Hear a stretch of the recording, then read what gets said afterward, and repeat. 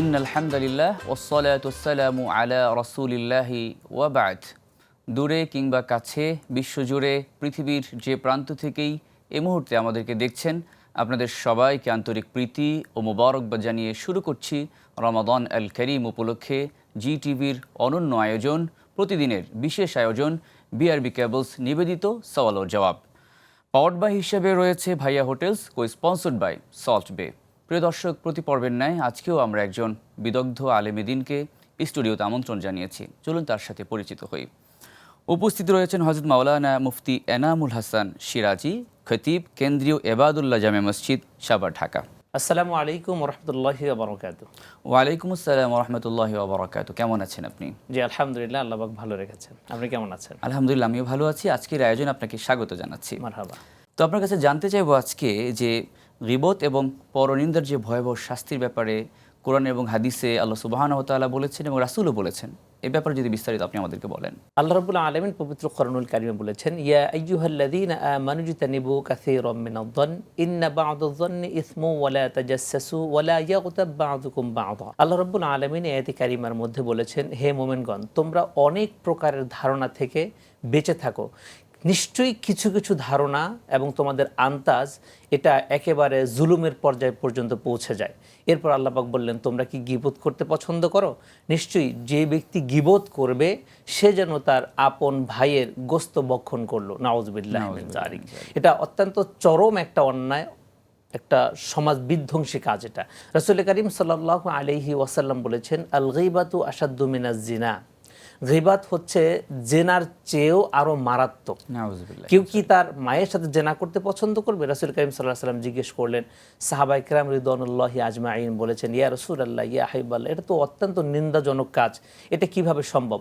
রাসূল করিম সাল্লাল্লাহু আলাইহি ওয়াসাল্লাম বললেন, কেউ যদি তার কোনো ভাই সম্বন্ধে পরদোষ চর্চা করে, অর্থাৎ তার পিছনে কথা বলে, যে কথাটা সে পছন্দ করে না এমন কথা যদি অন্য কাউকে বলে, সেটাই হলো গীবত।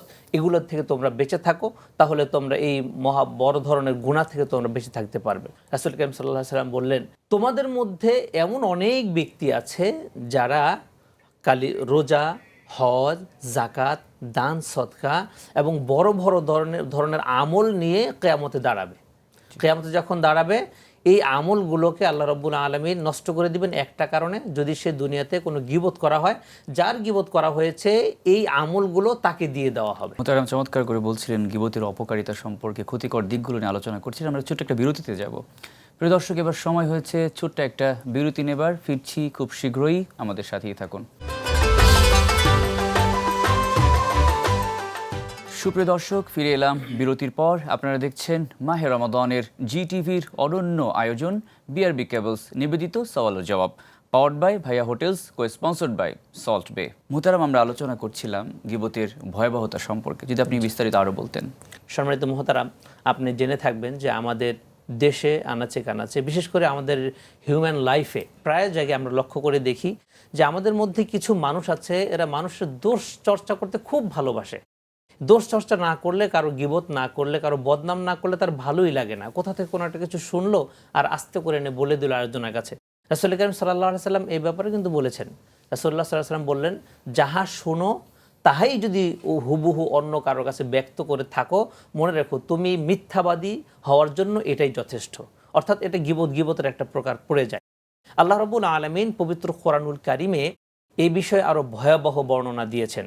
আমরা সূরা হুমাজার নাম শুনেছি। সূরা হুমাজা, ওয়াইলুল লিকুল্লি হুমাজাতিল লুমাজা। আল্লাহ রাব্বুল আলামিন বললেন, ওই সমস্ত ব্যক্তিরা ধ্বংস হোক।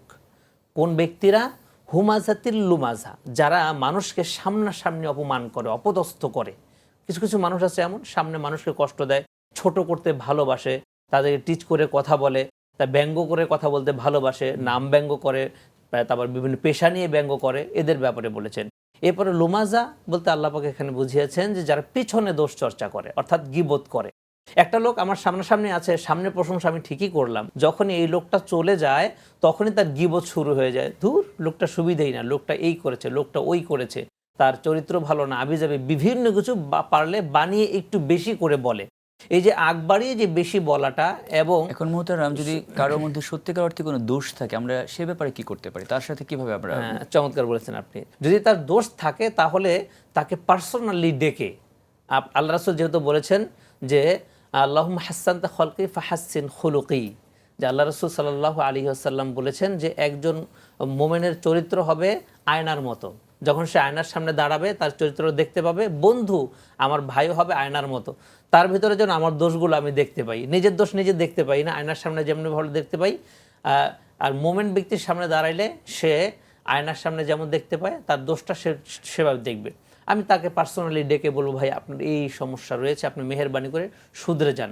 আল্লাহ রাসূল সাল্লাল্লাহু আলাইহি ওয়াসাল্লাম বলেছেন যে ব্যক্তি দোষ ধরে দিল সে তার প্রিয় বন্ধু। রাসূল কারীম সাল্লাল্লাহু আলাইহি ওয়াসাল্লাম বলেছেন যে তোমাদের এই দোষ ত্রুটি থেকে তোমাদের অবশ্যই আল্লাহ রাব্বুল আলামিনের কাছে ইস্তেগফার করতে হবে, পরিত্রাণ পাওয়ার জন্য চেষ্টা করতে হবে। রাসূল কারীম সাল্লাল্লাহু আলাইহি ওয়াসাল্লাম বলেছেন তোমাকে ক্ষমা চাইতে হবে সবার আগে। ক্ষমা চাওয়ার ক্ষেত্রে সবার আগে যে কাজটা করতে হবে, মানুষের দোষ চর্চা করা বন্ধ করে দিতে হবে।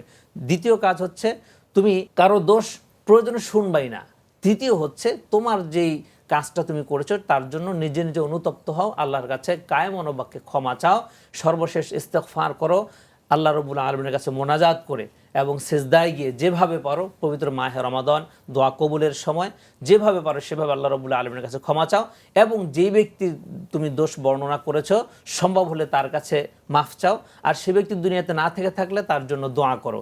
এই আমলগুলো করলে আশা করি আমরা এই গুনাহ থেকে বাঁচতে পারবো। আল্লাহ পাক আমাদের তৌফিক দান করেন। মোহতারাম চমৎকার করে বলছিলেন। আসলে আমরা বলতে চাই, আমরা পরচর্চা নয়, বরং নিজেকে নিয়ে চর্চা করতে চাই, তাহলে আমাদের জীবনটা পরিবর্তন হবে ইনশাআল্লাহ। প্রিয় দর্শক, সময় বলে দিচ্ছে আজকের মতো বিদায় নিতে হবে। আপনারা দেখছিলেন বিআরবি কেবলস নিবেদিত সওয়াল ও জবাব, powered by Bhaiya hotels, co sponsored by salt bay. ইনশাআল্লাহ আগামীকাল ঠিক একই সময়ে আবারও জিটিভির পর্দায় দেখা হচ্ছে। সে পর্যন্ত আল্লাহ সুবহানাহু ওয়া তাআলা আপনাদের সবাইকে ভালো রাখুন, সুস্থ রাখুন, নিরাপত্তার সাথে রাখুন। আসসালামু আলাইকুম ওয়া রাহমাতুল্লাহি ওয়া বারাকাতুহু।